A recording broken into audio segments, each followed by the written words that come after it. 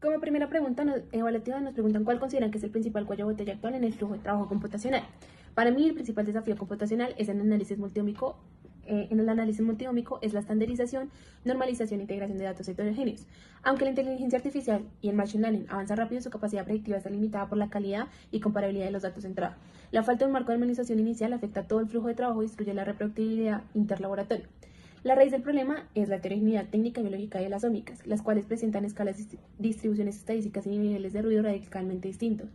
Cuando los datos provienen de múltiples plataformas o centros, aparecen inevitablemente los efectos de lote, variaciones técnicas por diferentes reactivos, operadores o equipos. Sin una normalización cruzada rigurosa, los modelos de Machine Learning tienden a aprender estos artefactos técnicos en lugar de señales biológicas reales. Esta falta de estandarización sumada a diseños experimentales deficientes introduce limitaciones críticas que impiden la transferencia de modelos a la práctica clínica. El problema de la dimensionalidad y el sobreajuste, overfitting. Las matrices multiómicas suelen sufrir del fenómeno muchas variables y pocas muestras. Al entrenar modelos con tamaños de muestras reducidas y miles de biomarcadores, como SNPs o transcriptos, el algoritmo memoriza el ruido estadístico. Un ejemplo clínico es que en un modelo de psiquiatría de precisión puede predecir con alta precisión la respuesta de un fármaco de una cohorte pequeña con depresión, pero fracasa rotundamente al validarse en una población externa debido al sobreajuste de los datos de entrenamiento. También existe la falta de generalización y sesgo poblacional. La ausencia de cortes de validación independientes y la baja representación de poblaciones diversas limitan la aplicabilidad global de los resultados. Un biomarcador ómico asociado a la respuesta antidepresiva, digamos del citalopram, descubierto en una corte europea homogénea, puede no replicarse en pacientes latinoamericanos o asiáticos, debido a diferencias genéticas, clínicas y ambientales. También existe la variabilidad intercentro. Diferencia los protocolos de adquisición de datos introducen ruido compatible. Por ejemplo, dos hospitales que utilicen distintos parámetros de resonancia magnética o plataformas de secuenciación generan datasets incompatibles si no se aplican métodos avanzados de armonización estadística. También existe la naturaleza retrospectiva versus longitudinalidad. La mayoría de los estudios ómicos utilizan datos retrospectivos estáticos. Esto impide modelar la evolución temporal de enfermedades complejas y dinámicas como los trastornos psiquiátricos o el cáncer, donde los biomarcadores cambian a lo largo del tiempo. También existen los modelos de nicho e interpretabilidad. Muchos modelos predictos se desarrollan de forma aislada para un único fármaco o variable, reduciendo su utilidad clínica general. Además, el uso de arquitecturas complejas como redes neuronales profundas generan modelos de caja negra con baja transparencia, lo que frena la confianza del personal médico al no poder identificar qué biomarcadores específicos guían la predicción. Y es que, si bien la interpretabilidad de la IA y el diseño de algoritmos son retos vigentes, surgen en una etapa posterior. El verdadero cuello de botella reside en la preselección y armonización de los datos de entrada. Como segunda pregunta evaluativa, nos preguntan: ¿creen que las firmas multiómicas en sangre pueden reemplazar por completo las biopsias histopatológicas en el corto plazo o deben mantenerse estrictamente como herramientas complementarias? Para esto se hizo un nivel de pros y contras de las firmas multiómicas. En la parte de sensibilidad encontramos como pro que permiten un monitoreo dinámico y longitudinal en el tiempo real. Capturan la heterogeneidad tumoral espacial y temporal detectando clones metastasísicos o mutaciones resistentes a emergentes que una biopsia de tejido localizada puede pasar por alto. El contra es que en etapas tempranas del cáncer en tumores de baja liberación, la concentración de ADN y ARN libre de células en el plasma es extremadamente baja, lo que genera un riesgo elevado de falsos negativos. En la parte de especificidad, al integrar múltiples capas, digamos genómica, transcriptómica y patrones de metilización de epigenética, se obtiene una firma molecular global interconectada del estado de la enfermedad. Contra, existe ruido biológico confuso, alteraciones genéticas detectadas de sangre que pueden provenir de procesos no tumorales como la hematopoiesis clonal asociada al envejecimiento, reduciendo la especificidad diagnóstica. También la viabilidad clínica es que claramente como prueba es un método mínimamente invasivo, económico y de fácil implementación secuencial en clínicas para adaptar terapias sobre la marcha, pero en contra carecen de la información arquitectónica, morfológica y del microambiente tumoral que solo la histopatología y la inmunohistoquímica convencionales proveen. Además, sufren de una alta variabilidad preanalítica de tubos de recolección, métodos de extracción y requieren complejos flujos bioinformáticos aún no estandarizados universalmente. Y es que estudios analíticos recientes en el cáncer gastrointestinal demuestran el verdadero alcance y las limitaciones de secuenciar simultáneamente ADN libre. Como patrones de metilización y también ARN libre, utilizando muestras optimizadas de plasma de 2 y 3 mililitros.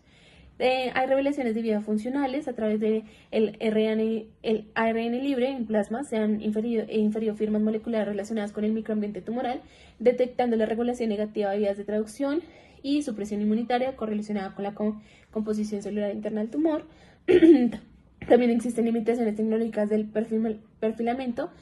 Para viabilizar el uso de poco volumen de sangre recurren a técnicas como CFMDIP de parametilización. Sin embargo, esto introduce sesgos técnicos. Metodologías más robustas como la secuenciación con bisulfito, SCWGBS, darían una resolución unicelular superior, pero su viabilidad clínica disminuye porque exigen volúmenes de plasma drásticamente mayores, de 5 a 8 mililitros, y profundidades de secuenciación masiva. La complejidad del flujo circulatorio. El ADN libre y el ARN libre son solo una fracción del flujo biológico. Para una sustitución real, la biotecnología médica debe avanzar hacia la integración de otras macromoléculas circulantes, proteínas y lípidos, y técnicas avanzadas de inmunoprecipitación de cromatina en nucleosomas libres de células. La histopatología tisular sigue siendo el estándar de oro indispensable para el diagnóstico inicial y la clasificación estructural del cáncer. Las firmas multidómicas en sangre complementan este enfoque al actuar como navegador dinámico para el seguimiento terapéutico, la detección de enfermedades mínima residual y la captura de evolución clonal. Para su transición hacia el uso clínico rutinario, aún se requieren estudios multicéntricos a gran escala que validen universalmente estos modelos predictivos. La tercera pregunta que nos hacen es: ¿de qué manera el cambio hacia el análisis funcional, saber qué están haciendo, transforma nuestra comprensión del microbioma humano o ambiental, y qué implicaciones tiene esto para el descubrimiento de nuevos fármacos o compuestos de intereses biotecnológicos? El análisis funcional rompe el paradigma clásico al demostrar que la composición taxonómica no predice la función biológica real. Dos comunidades con especies idénticas pueden comportarse de manera completamente diferente según los genes que expresen en tiempo real. En el microbioma humano se pasa de la simple correlación estadística a asociar una bacteria a una enfermedad a la mecanística molecular. Ahora se identifican rutas bioquímicas exactas donde el ARN mensajero microbiano produce metabolitos activos como ácidos grasos de cadena corta o neurotransmisores que impactan directamente la inmunidad, la inflamación y los trastornos metabólicos o neurológicos. Y en el microbioma ambiental permite mapear la contribución activa de los microorganismos en los ciclos biogeoquímicos y procesos de biodegradación.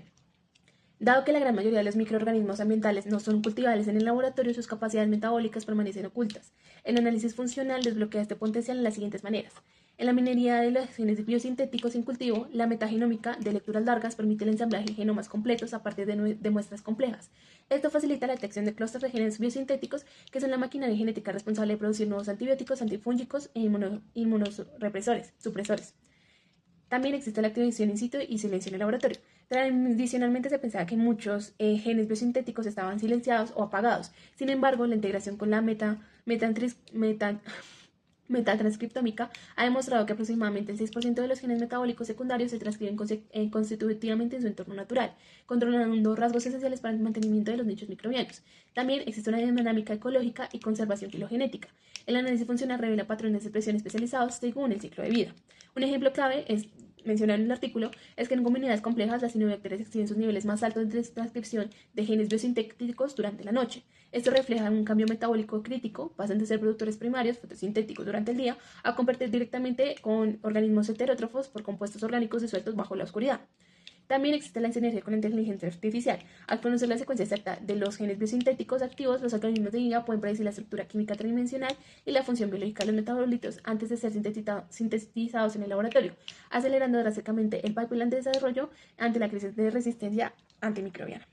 Por tanto, esto nos da un mayor aspecto, mayor función sistemática de lo que hay adelante detrás, de cómo reconocemos de que las cosas que pasan en el laboratorio no necesariamente son las reales, sino se puede comprender que en ciertas funciones afuera del laboratorio, en la vida real, hay ciertos comportamientos naturales que se dan por su ambiente, por la relación de todo, y esto se puede entender con todo, digamos, este análisis funcional más profundo.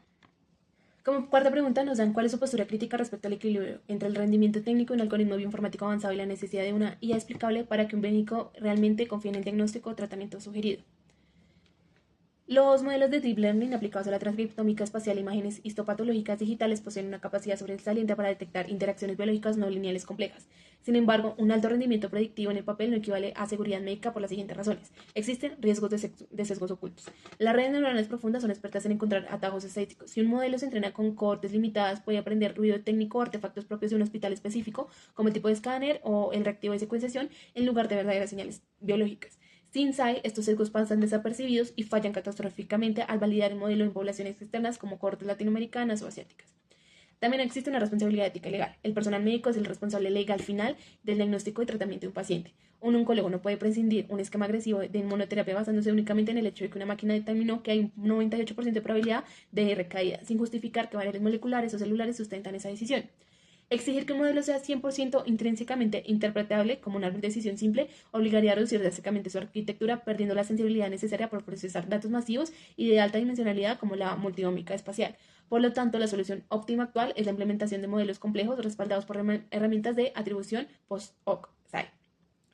Existe la herramienta que su aplicación médica sería como en datos multidómicos y expresión génica, que pues tiene el beneficio de identificación del peso específico y la contribución de cada biomarcador o mutación en la predicción final.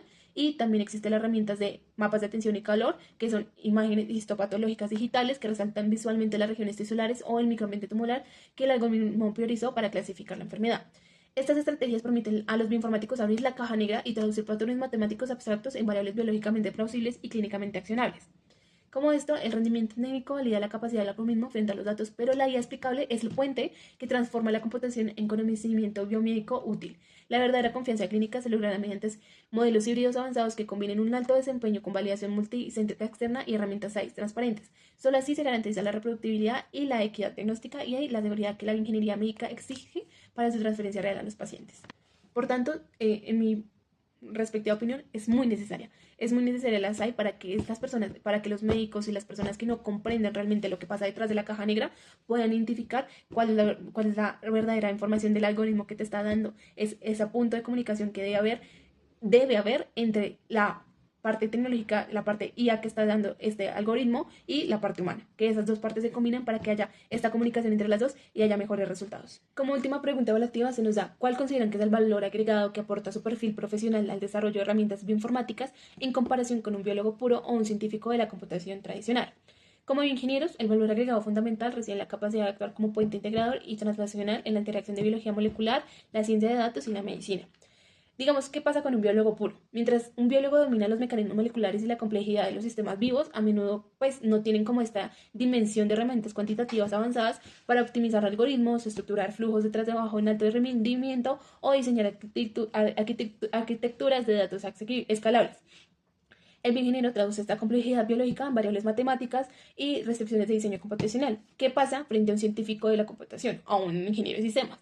Pues que el informático tradicional domina la optimización del código, el entrenamiento de modelos de machine learning y la infraestructura del software, pero suele tratar los datos biológicos como variables puramente matemáticas o texto abstracto.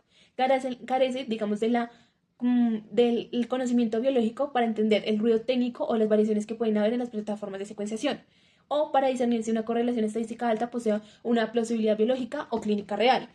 Que nosotros tenemos como valor agregado que el bioingeniero aplica el ciclo de diseño de ingeniería, digamos, abstracción, modelado, estandarización, control de calidad y escalabilidad directamente a los sistemas biológicos, desarrollando herramientas bioinformáticas que no solo son computacionalmente eficientes, sino biológicamente coherentes y clínicamente reproducibles. Un problema único actual donde el enfoque de diseño e ingeniería es indispensable es en la alineación y el procesamiento de datos de transcriptómica espacial. Las tecnologías modernas permiten capturar la expresión de miles de genes manteniendo la localización geográfica exacta de las células dentro de un tejido.